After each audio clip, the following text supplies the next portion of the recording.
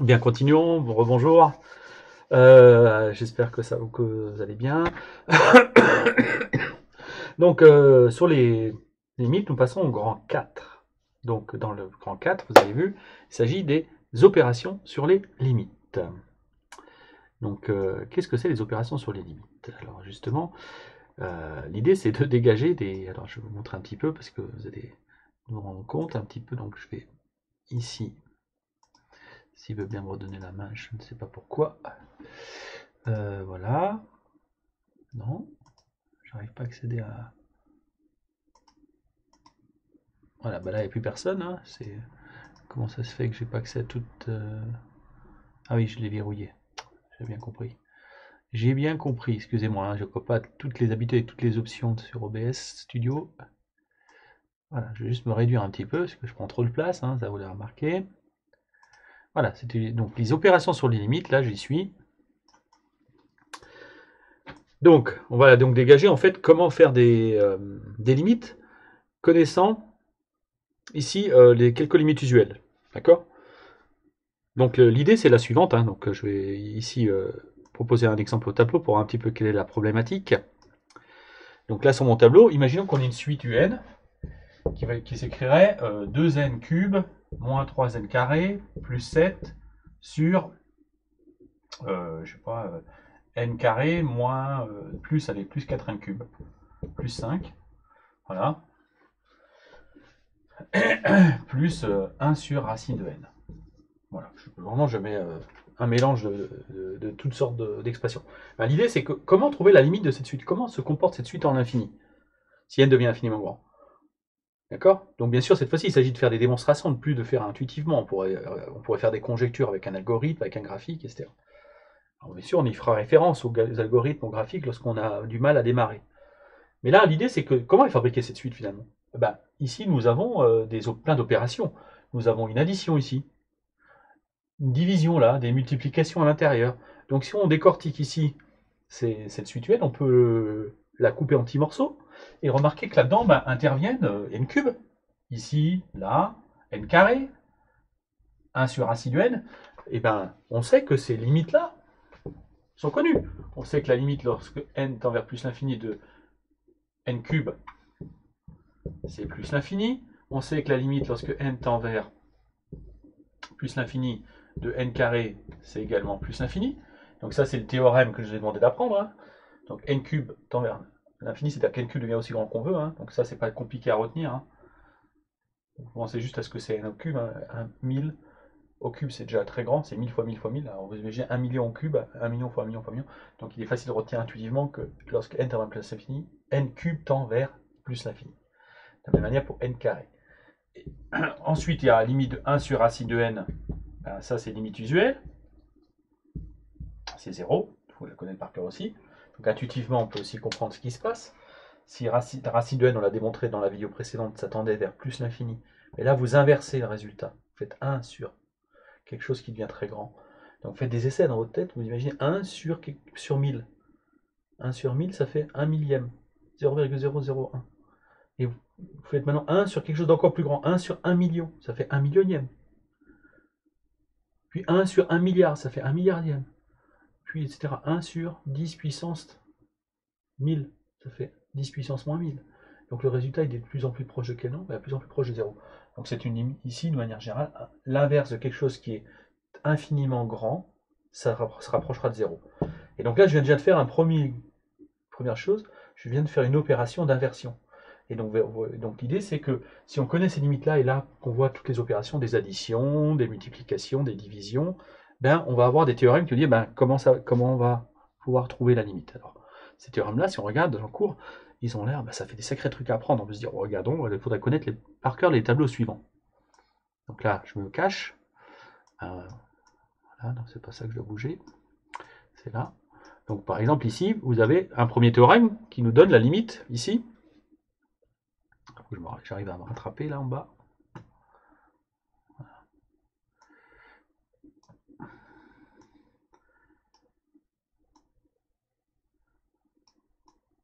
Voilà, un premier théorème sur les sommes ici. Théorème sur la somme et qui nous dit que si on a une suite UN, une suite VN, et qu'on connaît la limite de UN et VN en fonction des cas qui sont dans ces lignes-là, ici, on a ces limites-là. D'accord? Alors là, il y a quelques éléments, des erreurs de frappe qu'il faudra que je corrige parce que j'ai mis un petit L alors que là j'ai mis un grand L. Donc ici, on va admettre le terme suivant, que si une suite UN tend vers ici grand L, et Vn tend vers grand L', quand j'additionne les deux suites, la somme des deux suites tend vers L plus L'. Donc exemple, si une suite tend vers 2, une suite tend vers 2, la suite c'est 2. Si l'autre suite Vn tend vers 3, ben, le théorème nous dit que la suite Un plus Vn va tendre vers 2 plus 3, à savoir 5. Donc ce qui est assez intuitif. Et donc là, ces théorèmes-là, il faut apprendre par cœur.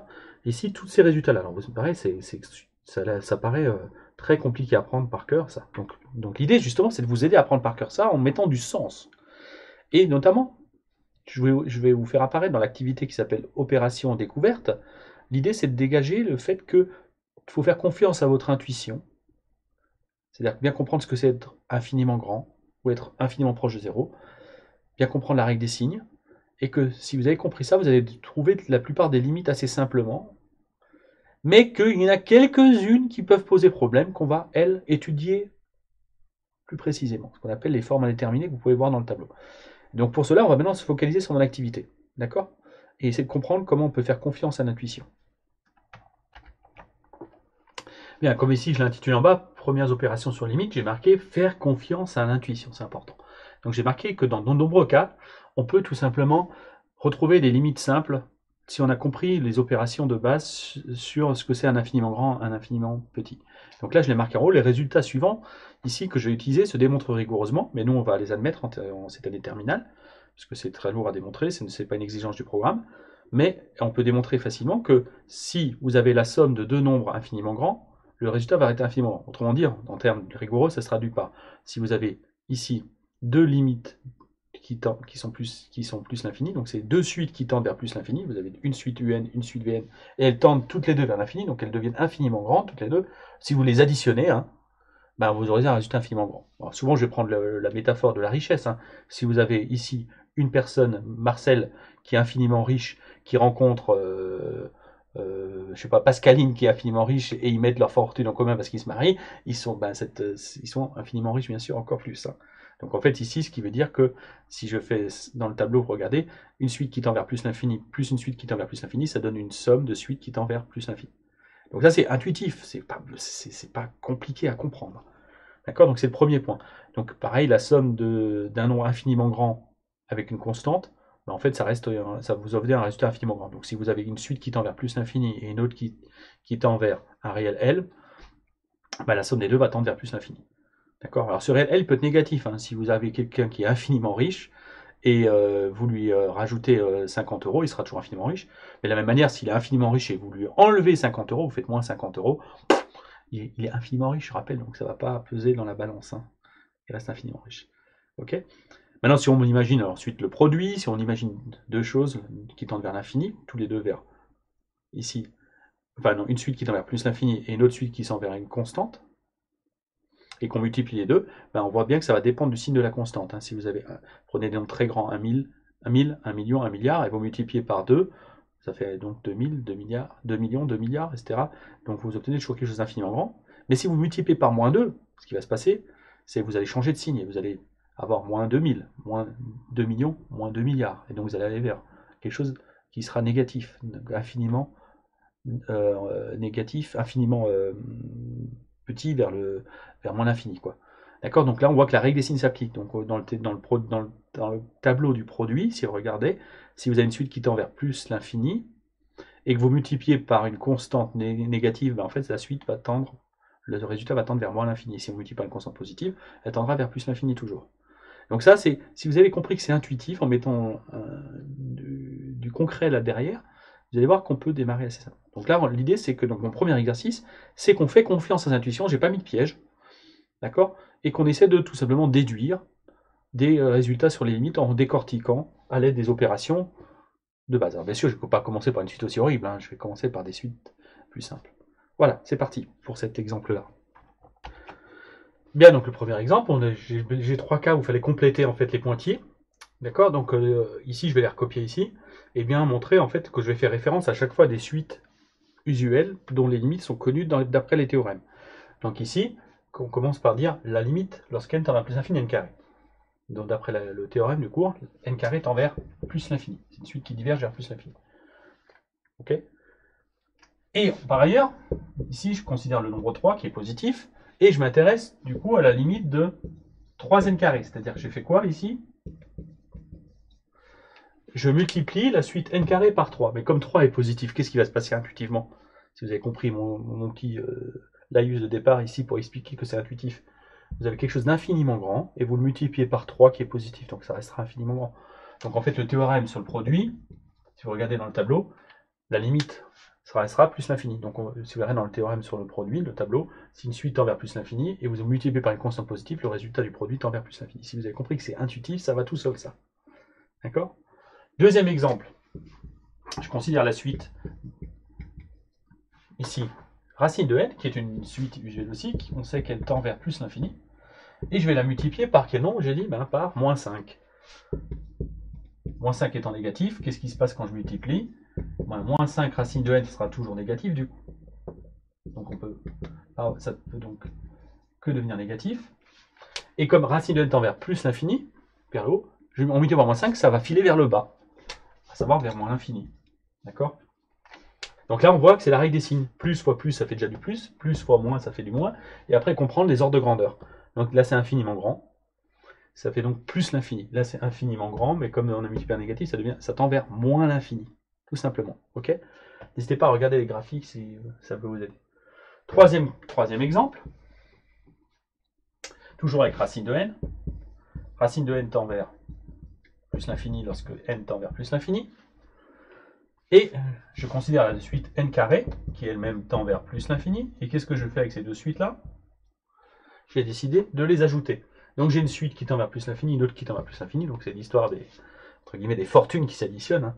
Donc forcément, si j'additionne ces deux suites, lorsque n tend vers plus l'infini, n carré, non c'est racine de n d'abord, mais ça revient même, plus n carré, a pour limite plus l'infini. Il faut vraiment les recopier hein, dans votre cahier. Il faut prendre l'habitude que votre main écrive les limites.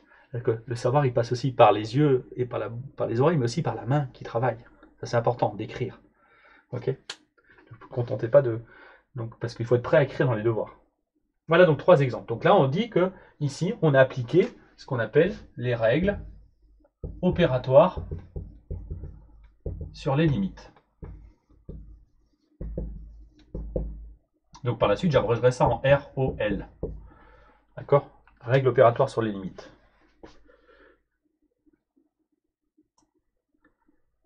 Donc en fait, les théorèmes qui suivent là, les grands tableaux qu'il faut apprendre par cœur, si vous mettez du sens à partir de cet petit exercice-là, vous verrez que la plupart des cases s'apprennent sans difficulté. Le meilleur moyen de s'en rendre compte, c'est de refaire ce tableau-là à vide et d'essayer de compléter soi-même les cases. Et les seuls endroits où il y aura des problèmes, je vais y revenir après, ce que j'appelle les formes indéterminées, que je noterai FI. On verra que pourquoi on parle d'indétermination. Là, c'est là qu'on aura les vrais problèmes, mais on va apprendre à travailler dessus aussi. Voilà, donc l'idée est de continuer sur cet exercice 1 en faisant confiance à votre intuition. D'accord, donc je vais faire quelques-uns qui vont suivre, et après je vous laisserai prendre la main qui vous apporter la correction plus tard. Voilà, donc on essaie les suivants. Donc là je suis sur l'image 8, je vais la désactiver, et je passe à l'image 9. Voilà, et on va essayer de faire cela. Alors là c'est moins détaillé, en procédant de la même manière, il s'agit de déterminer les limites des suites que j'ai proposées. Donc c'est à vous de voir les opérations qui vont entrer en jeu. Donc je vais faire le 4 petit a. Donc on me pose la question, quelle est la limite de n carré plus 2n? Toujours par rapport à des limites usuelles. Donc ici, il faut décortiquer donc, ce qui se passe. N carré plus 2n, c'est une somme, donc il y a une somme de deux termes, et n carré et 2n. N carré, c'est une limite usuelle. Donc ici, on pourrait commencer par dire, on sait que limite de n carré, c'est déjà plus l'infini lorsqu'n tend vers plus l'infini. Ensuite, on a 2n. Alors, il n'y a pas de cours, il n'y a pas le cours sur 2n, mais il y a le cours sur n. Donc, on pourrait dire limite de n, lorsqu'n tend vers plus l'infini, c'est bien sûr plus l'infini. Et donc là, on fait quoi ici à 2n? On multiplie n par 2. Or, si on multiplie par 2, comme 2 est positif, 2n va tendre vers quoi? Vers plus l'infini. Donc, limite de 2n, c'est plus l'infini, lorsqu'n tend vers plus l'infini, et on a, parce que 2 est positif. Et du coup, après, j'ai plus qu'à faire quoi? Ben, j'encadre le fait que j'ai n carré qui tend vers plus l'infini, 2n qui tend vers plus l'infini aussi, et donc j'additionne deux suites qui tendent vers plus l'infini, ben, la somme va tendre vers plus l'infini. Donc, par somme, donc après on peut préciser, on peut marquer l'opération qu'on fait par somme, limite de n carré plus 2n égale à plus l'infini lorsque n tend vers plus l'infini. Voilà comment on décortique une limite. Ok? Alors les autres, je vais les faire oralement, soyez attentifs ici. Et puis après, ben, j'écrirai la correction sur un document et qu'on verra ensemble si c'est nécessaire. Donc pour le B. Donc pour le B, ici, je vais zoomer un peu. Pour le B, qui est là. Donc le B, limite de moins 4n carré. Donc comment, si on décortique l'opération, on va écrire quoi d'abord? On va voir que moins 4n carré, c'est un produit de moins 4 par n carré. Donc on va dire la limite de n carré. Limite de n carré, c'est plus l'infini. Comme on multiplie par moins 4 et que moins 4 est négatif, naturellement, moins 4 fois quelque chose qui tend vers l'infini va tendre vers moins l'infini. Donc la limite de moins 4n carré égale à moins l'infini. D'accord? Donc là, c'est maintenant. Moins 30n, moins 2n cube, on va savoir ce qui se passe quand n tend vers plus l'infini. Donc là, on voit qu'il y a ici des multiplications et des additions. Donc la multiplication, il y en a deux. Il y a moins 30 qui multiplie n, et il y a moins 2 qui multiplie n cube. Donc qu'est-ce qui se passe pour les limites de n cube et de n? On sait que n cube, c'est une limite usuelle, tend vers plus l'infini. Donc si je multiplie par moins 2, ça tendra vers moins l'infini. De la même manière, n tend vers plus l'infini. Si je multiplie par moins 30, ça va tendre vers moins l'infini. Donc je me retrouve à additionner moins 30 qui tend vers moins l'infini avec moins 2n cube qui tend vers moins l'infini. Et donc si vous avez deux résultats qui tendent vers moins l'infini, en additionnant, ça tend vers moins l'infini. Donc la C va tendre, la limite de la suite C, c'est moins l'infini. Voilà, la D, maintenant, n racine de n, donc je décortique, c'est un produit de n et de racine de n tend vers plus l'infini, racine de n tend vers plus l'infini, donc j'ai limite de n, c'est plus l'infini, limite de racine de n, c'est plus l'infini, par produit, on a deux quantités qui tendent vers plus l'infini, toutes les deux, donc en les multipliant, ça tendra vers plus l'infini. D'accord? Donc j'espère, si vous commencez à bien voir ça, c'est bon signe. Hein. Ok, c'est bien mettre du sens sur la notion de limite. N carré moins 100. Donc on a n carré dedans. Donc n carré tend vers quoi? Il tend vers plus l'infini. D'après le cours toujours, limite de n carré c'est plus l'infini. On lui ajoute moins 100. Ben, ça tend vers plus l'infini encore. Ok. Pensez bien à la personne infiniment riche et vous lui enlevez 100 €, elle reste infiniment riche. Voilà. Bon, etc., etc. Voilà. Je vous laisse aller au bout de cet exercice-là pour vous manipuler. Hein. Ok. Donc il faut prendre modèle sur la rédaction qui est ici. Hein. Donc, à bien savoir, le modèle de rédaction, c'est ça. Donc, pour déterminer une limite, vous décortiquez en faisant apparaître les limites usuelles. Donc, il y en a une ou deux ou trois des fois à donner. Et vous faites vos opérations tranquillement. Alors, des saletés qui traînent sur le tableau. Et vous en obtenez ici par des opérations que vous marquez le résultat. Ok? Voilà pour ce cas-là.